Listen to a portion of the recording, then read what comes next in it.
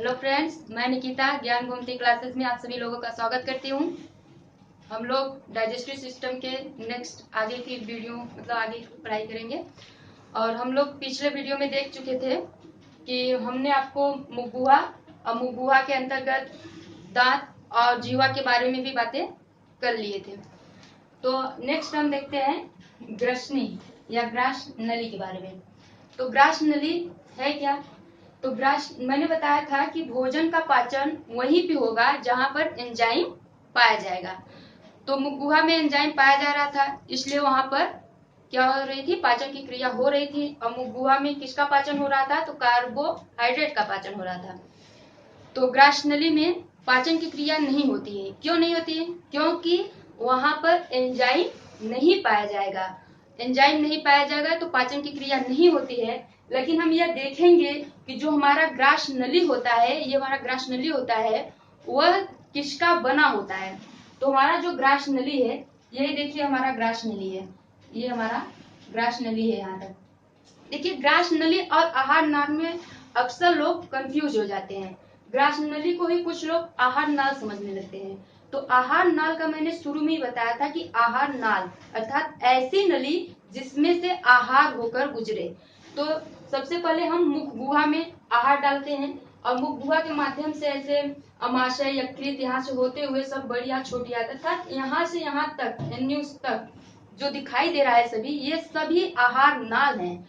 और यहाँ से जो यहाँ तक की फिगर दिखाई दे रहा है, इसी को हम कहते हैं ग्रास नली। अर्थात यहाँ से जो यहाँ तक की फिगर होती है, इसी को हम कहते हैं ग्रास नली कहते हैं। तो ग्रास नली में पाचन की क्रिया नहीं होती है क्योंकि वहां पर एंजाइम नहीं पाया जाता है। तो ग्रास नली किसका बना होता है, हम ये देखते हैं। तो ग्रास नली जो होता है, ग्रास नली जो हमारा होता है, वो कार्टिलेज का बना होता है। किसका बना होता है? कार्टिलेज का। कार्टिलेज को कहते हैं उपास्थि। क्या कहते हैं? उपास्थि। ये दो तरह का होता है, एक होता है अस्थि, दूसरा होता है उपास्थि। तो अस्थि जो होता है वो कठोर होता है और जो उपास्थि होता है वह संकुचनशील होता है, यानी कि लचीला होता है। आवश्यकता पड़ने पर वह फैल सकता है और संकुचित भी हो सकता है। जैसे कि अगर हम उपास्थि में देखें तो उपास्थि में जो हमारा कान है, नाक का जो भाग है, ये उपास्थि का बना है। इसे हम जैसे भी चाहे वैसे हिला सकते हैं और वह फिर छोड़ने पर अपने स्थान पर हो जाएगा, मतलब अपनी आकृति में हो जाएगा। नाक को भी इससे देखिए ऐसे, तो ये भी क्या होता है? उपास्थि का बना होता है। तो हमारा जो ये ग्रास नली है, यह उपास्थि का बना होता है, इसलिए संकुचनशील होता है। संकुचनशील होता है। ग्रास नली में भोजन की पाचन नहीं होती है, तो भोजन मुख गुहा से ग्रास नली में प्रवेश करता है। यहाँ पर भोजन का पाचन नहीं होता है, तो ग्रास नली से जब भोजन आगे की ओर बढ़ता है तो आता है यहाँ पर अमाशय में। कहाँ पर आता है? अमाशय में। अमाशय की दीवारों पर जठर ग्रंथियां पाई जाती हैं। क्या पाई जाती हैं? जठर ग्रंथियां। हम बात कर रहे हैं अमाशय की। किसकी बात कर रहे हैं? अमाशय। तो हमने बताया कि अमाशय की दीवारों पर जठर ग्रंथियां पाई जाती हैं। क्या पाई जाती हैं? जठर ग्रंथियां। और जठर ग्रंथियों से जठर रस का स्रावण होता है। क्या होता है? जठर रस स्रावित होता है। जठर रस।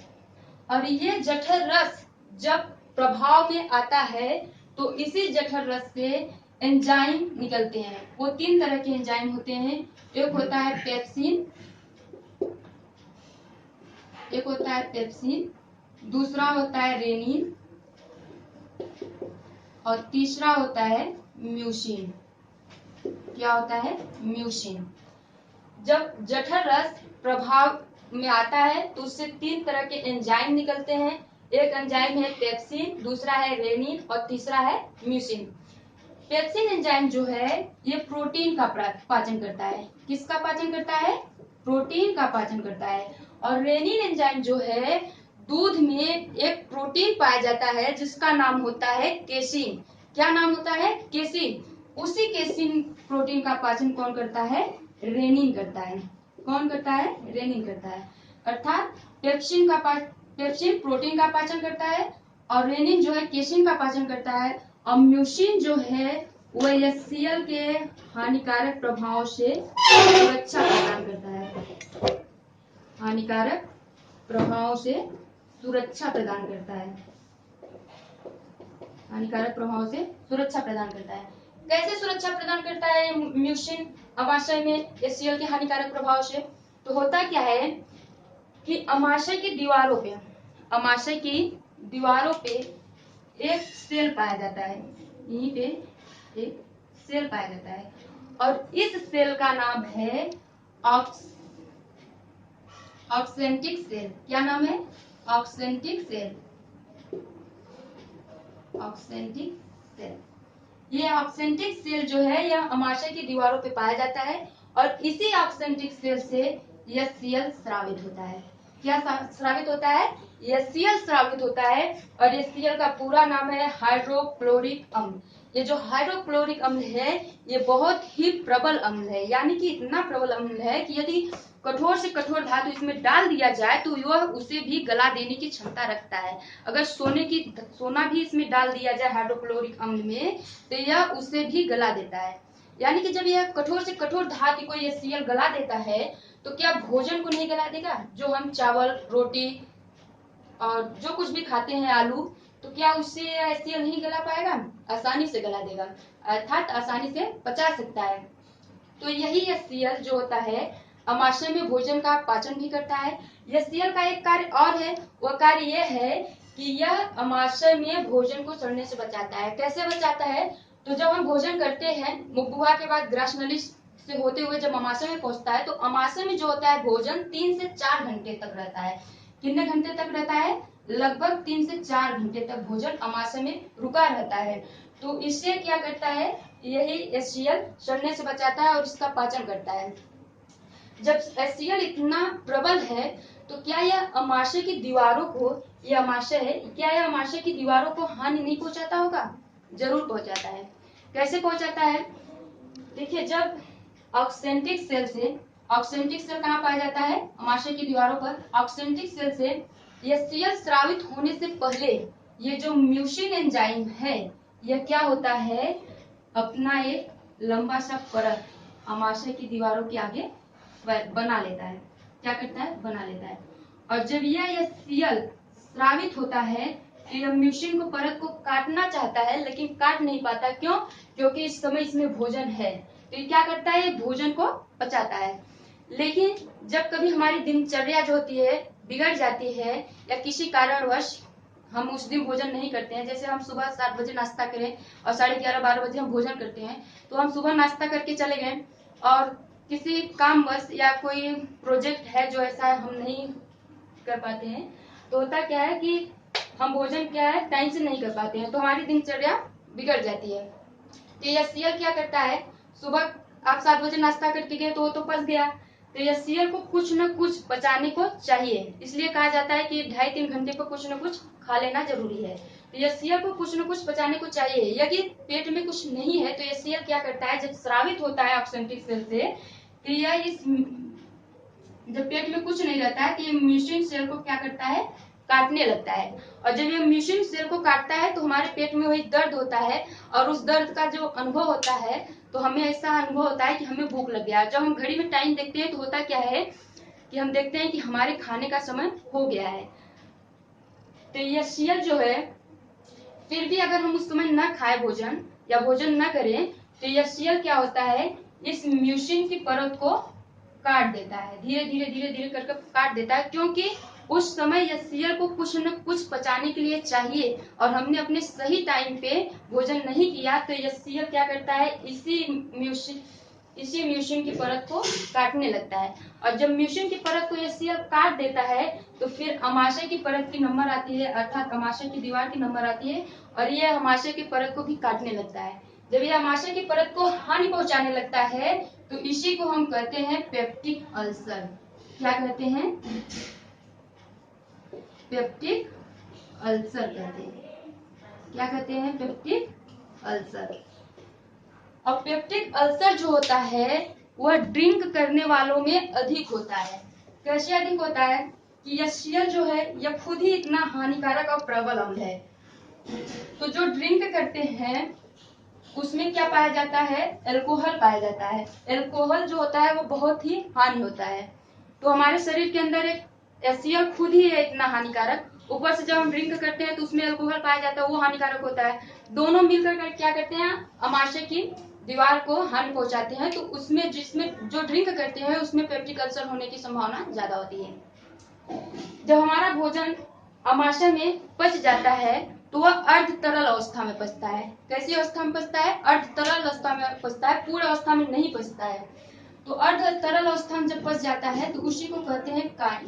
काइम क्या करते हैं, काइम कहते हैं। जब हमारा भोजन जो होता है अमाशय में पच जाता है तो इसी को कहते हैं काइम।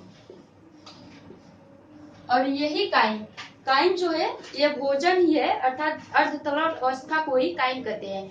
और यही काइम जब अमाशय से आगे बढ़ता है, जब अमाशय से आगे बढ़ता है तो हमारे आंत में प्रवेश करता है। किसमें प्रवेश करता है, आंत में। देखिए जो आंत होता है, मान लीजिए यहाँ से अमाशय का जो है खत्म, और यहाँ से हमारा आंत शुरू हो गया। तो ये जो आंत दिखाई दे रहा है, ये वाला, ये सब, इसे हम कहते हैं छोटी आंत। ये क्या है, हमारा छोटी आंत है जो ब्लैक से दिखाई दे रहा है। और जो ब्लू कलर का ये सब दिखाई दे रहा है मोटे में, ये हमारा बड़ी आंत है। इसे छोटी आंत कहते हैं, इसे बड़ी आंत कहते हैं। तो यहाँ से लेकर पूरा यहाँ तक हमारा जो दिखाई दे रहा है ये आंत होता है। आंत जो होता है उसे हम दो प्रकारों में बांटते हैं, या दो तरह का होता है। एक होता है बड़ी आंत, एक होता है छोटी आंत। तो ये जो आपको ब्लैक कलर का ये दिखाई दे रहा है, यहाँ से लेकर यहाँ तक ये सभी, ये क्या है, हमारा छोटी आंत है। और जो ये वाला दिखाई दे रहा है पार्ट्स, ये वाला, ये हमारा क्या है, बड़ी आंत है। तो छोटी आंत जो होता है उसे हम तीन भागों में बांटते हैं। एक होता है हमारा डियोडेनम, अर्थात यहाँ से जो ये यू आकार की नली ऐसे दिखाई दे रही है, ये वाला, इसे कहते हैं डियोडेनम। क्या कहते हैं, डियोडेनम कहते हैं, ग्रहणी कहते हैं। और यहाँ से जो यहाँ तक का पार्ट होता है, इसे हम कहते हैं जेजुनम। क्या कहते हैं, जेजुनम। छोटी आंत को हम तीन भागों में बांटते हैं। एक होता है, देखिए डियोडेनम है, एक है जेजुनम, और तीसरा हमारा ये जो सबसे बड़ा दिखाई दे रहा है, ये जो सबसे बड़ा भाग दिखाई दे रहा है, जिसे कहते हैं इलियम। क्या कहते हैं, इलियम कहते हैं। तो हमारा भोजन जब अमाशय में पचता है तो वो अर्ध तरल अवस्था में, अर्थात काइम की अवस्था में क्या होता है, ग्रहणी छोटी आंत में प्रवेश कर जाता है। छोटी आंत के प्रथम भाग में, पहले भाग में, यानी कि डियोडेनम में प्रवेश करता है। और डियोडेनम में ये जो आप पत्तीनुमा संरचना देख रहे हैं ना, ये वाला, ये क्या है, जो पत्तीनुमा संरचना देख रहे हैं, ये डियोडेनम से जुड़ा हुआ है। और इस पत्तीनुमा संरचना को कहते हैं अग्नाशय, कहते हैं पैंक्रियाज कहते हैं। अग्नाशय से क्या होता है, अग्नाशय से पित्तरस, अग्नाशय से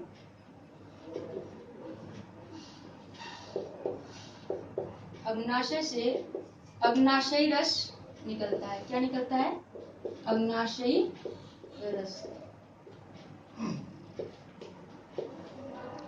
अग्नाशय से अग्नाशयी रस निकलता है। और इस अग्नाशयी रस से तीन तरह के एंजाइम निकलते हैं। कितने तरह के एंजाइम निकलते हैं, तीन तरह के एंजाइम निकलते हैं। एक है हमारा ट्रिप्सिन,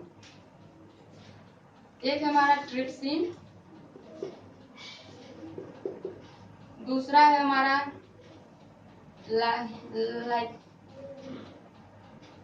ट्रिप्सिन है, और हमारा एक है एमाइलेज, एक है हमारा ट्रिप्सिन, एमाइलेज और लाइपेज।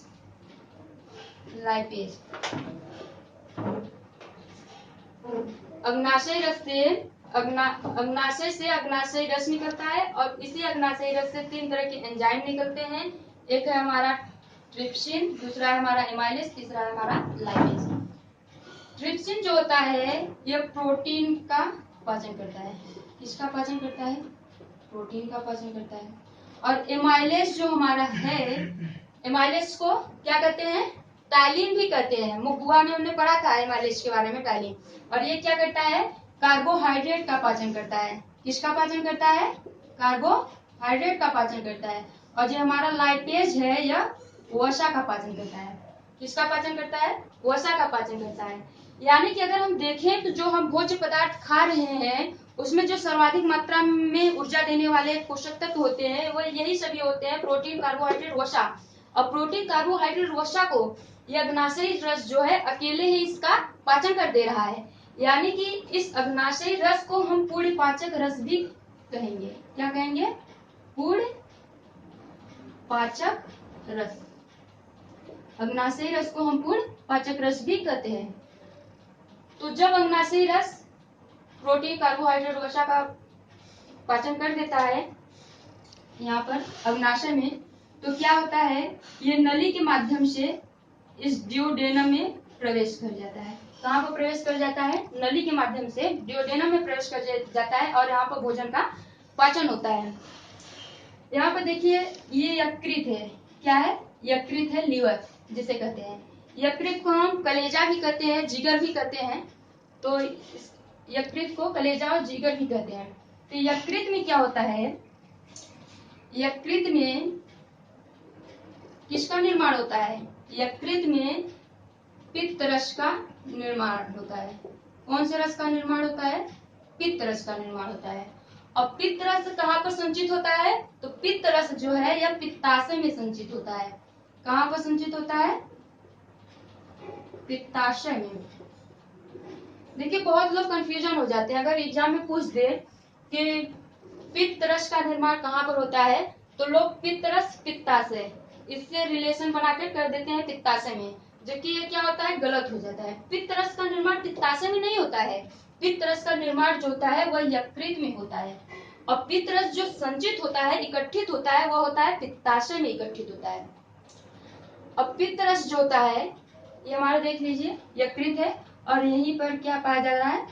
गॉल ब्लैडर पाया जा रहा है, यानी कि पित्ताशय पाया जा रहा है। इसी पित्ताशय में पित्त रस संचित होता है और इस यकृत में पित्त रस निर्मित होता है। तो पित्त रस जो होता है यह भोजन में पाचन नहीं करता है, अर्थात भोजन को नहीं पचाता है। भोजन को क्या करता है? नहीं पचाता है। नहीं पचाता है यानी कि मतलब इसमें एंजाइम नहीं पाया जाता है। लेकिन पित्त रस जो होता है यह भोजन को पाचन में सहायता करता है। क्या करता है? भोजन के पाचन में सहायता करता है। भोजन के पाचन में सहायता करता है। कैसे भोजन के पाचन में पित्त रस सहायता करता है? तो भोजन के पाचन में पित्त रस सहायता करता है। कैसे सहायता करता है? वसा को जल में घुलनशील बना करके। कैसे? वसा को जल में घुलनशील। वसा को जल में घुलनशील कौन बना रहा है? पित्त रस बना रहा है। तो पित्त रस द्वारा वसा को जल में घुलनशील बनाने की क्रिया को ही क्या कहते हैं?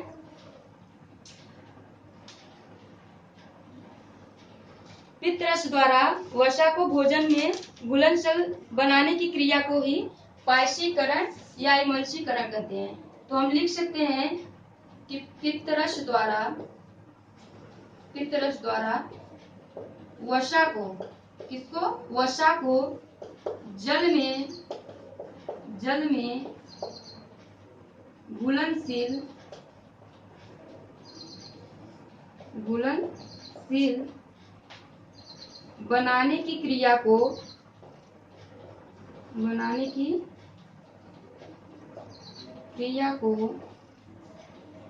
बनाने की क्रिया को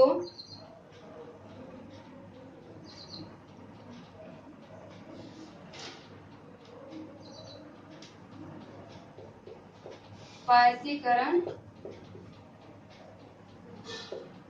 या इमल्सीकरण कहते हैं।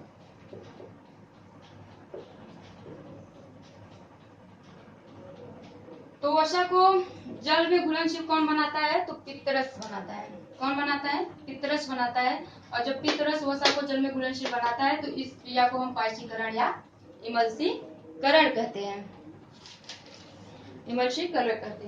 तो इसके आगे हम नेक्स्ट वीडियो में पढ़ेंगे और अच्छे से पढ़ेंगे। यदि अच्छा लगा हो तो वीडियो को लाइक करें, चैनल को सब्सक्राइब करें। Thank you.